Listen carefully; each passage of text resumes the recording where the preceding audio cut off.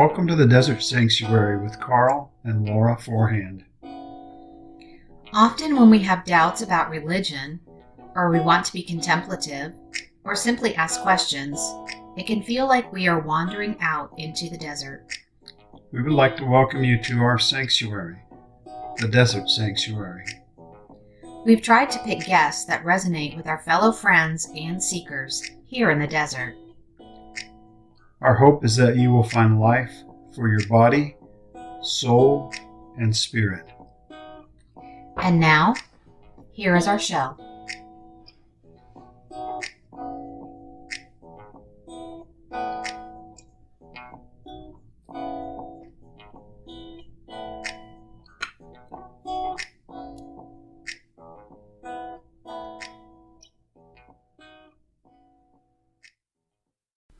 Good morning and welcome to the Desert Sanctuary. I'm glad that you're here. Everybody else is off doing other things today, so it's just me. Before I get started, I wanted to talk to you about Leaning Forward.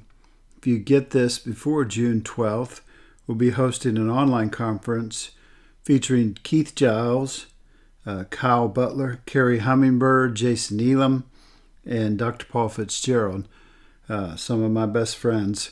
And we'll be talking about leaning forward, about looking over the horizon to see what's next and what's on each of our hearts to tell people that are out in the desert. So also, speaking of out into the desert, the book that Laura and I wrote a couple of years ago called Out into the Desert, Thriving Outside of Organized Religion, will be published on August 15th, again by Quoir, and I hope that you'll check into that. We'll be talking about that in the weeks ahead and promoting it and letting you know some details, including what I just shared on the blog yesterday, the foreword from Keith Giles, which was moving.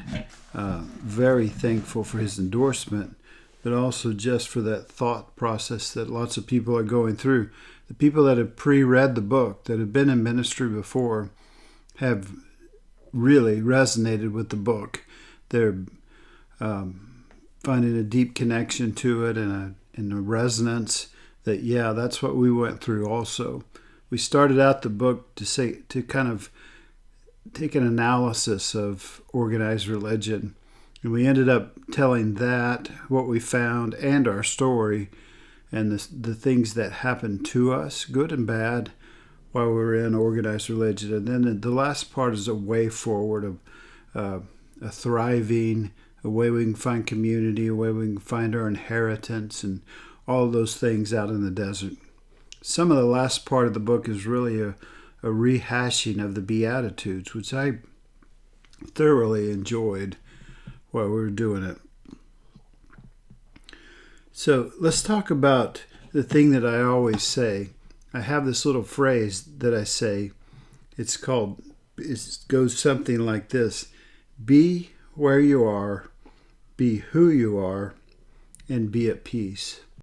I don't really consider myself an expert on most things, but I do consider myself a practitioner. So as I'm learning, it helps for me to express those things to other people. And this phrase started for me when I had the experience in the tea shop or the tea house in Taiwan.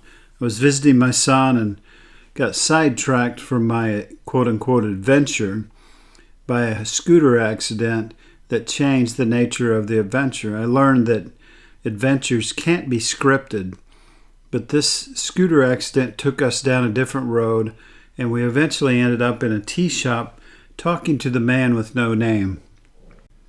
We were told that this man with no name was an orphan originally and came to own his own tea house.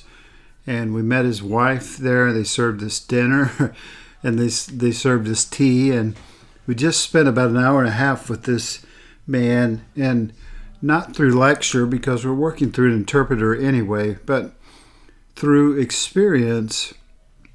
He began to teach me about presence and authenticity. He was so present, so there that night that we felt delight, that he delighted in us, and not just that, he was real. He was who he was. And that made an impression on me. For an hour and a half, he shared his life with us. Later, my dog would teach me the same lessons. And I found my dog, even though he's annoying, to be totally present and totally authentic. This began to flesh out for me when I wrote the Being book.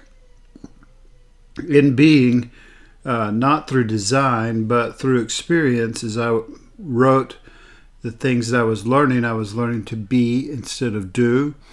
And I talked about the crisis that I experienced that brought me to the point of the healing of my trauma, so that I could go deeper into my wounds.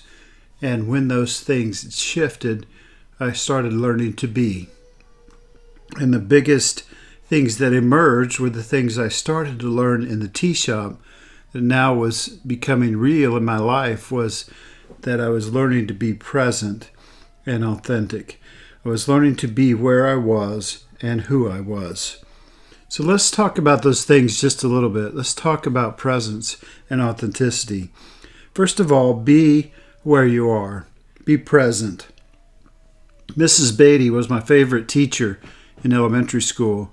I believe it was the 4th or 5th grade when she was my teacher. And back in those days, we would take attendance. And there was 2 things you could say for attendance in school. You could either say here or present. And in that day, those 2 things meant the same thing to us. I was either here or present. Later I would learn that there's a difference between being here and being present. When Mrs. Beatty said, are you present? What she really meant was, are you here? And when my wife, Laura, says, are you here? She really means, are you present? And I think that's a lesson for us in all areas of life, that to be where we are. Not are you here, but are you present? Sometimes we spend time in the past, and too much emphasis on the past brings regret. Too much emphasis on the future might bring fear. We can go to the past in light of the present, and we can go to the future with the confidence that we're being our authentic self. It's okay to look back. It's okay to heal past wounds, and it's certainly probably necessary. It's okay to plan to some extent, but we can't live there. The only place we can truly be is where we are, in the present. I hope you're learning, like I am, about being where I am, being present. The second thing is be who you are. Be who you are. It's all about authenticity. As we talk in groups, on podcasts, and so on, as we're shedding off and shucking off the old ways that didn't work for us, that weren't effective, that were sometimes toxic, as we're removing all these layers, what we're finding is what people in all different kinds of religions talk about, and that is the true self, the authentic self. All religions talk about truth, but sometimes they ignore that authenticity, that knowing that's inside of us, that truth. Finding the true self, finding who you are, means learning to trust yourself. We were taught not to by religion, but in reality, the only one we can trust is our inner self, our true self, our higher self, however you want to express that. It's that part of us that's eternal, that's going to last forever, that is our true self. We genuinely know when we're lying to ourselves, when we're faking ourselves out.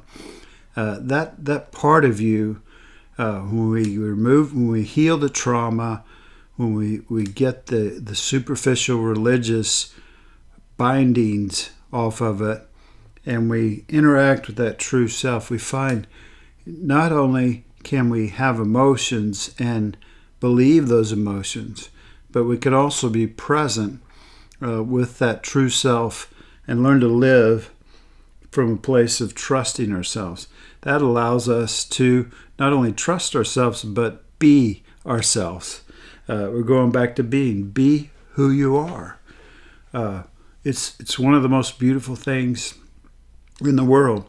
I get frustrated with my dog, and I don't always, want him to be how he is, but he totally is who he is.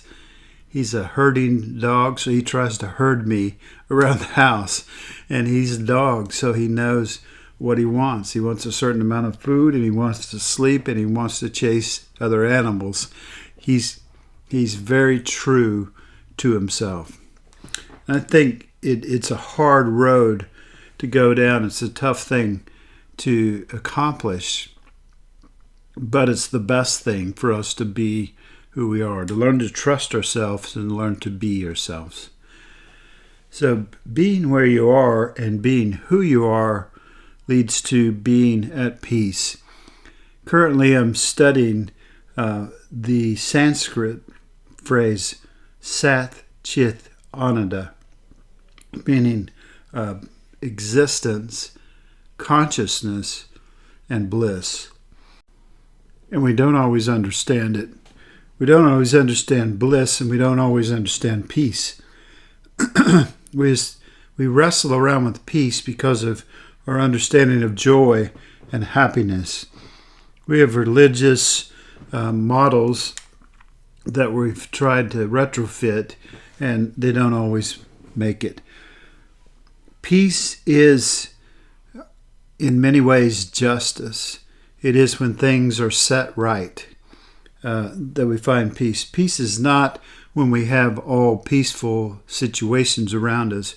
It's not when we can float in a pool of water and be totally tranquil. It may be when lots of things are going on around us, but maybe peace is balance. Maybe peace is that the untrue has been removed. In that Sat Chit Ananda phrase, the first word, existence, can be translated truth, and then consciousness, that knowing of higher truth, that accepting of higher truth, and then bliss might be, the Ananda part might be that the untrue has been removed or taken out of our view.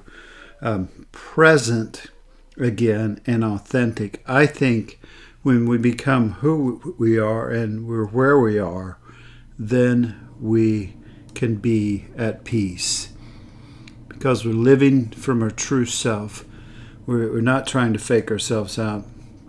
We're being who we are, we're being where we are, and then we can be at peace. I hope this will help you in your life.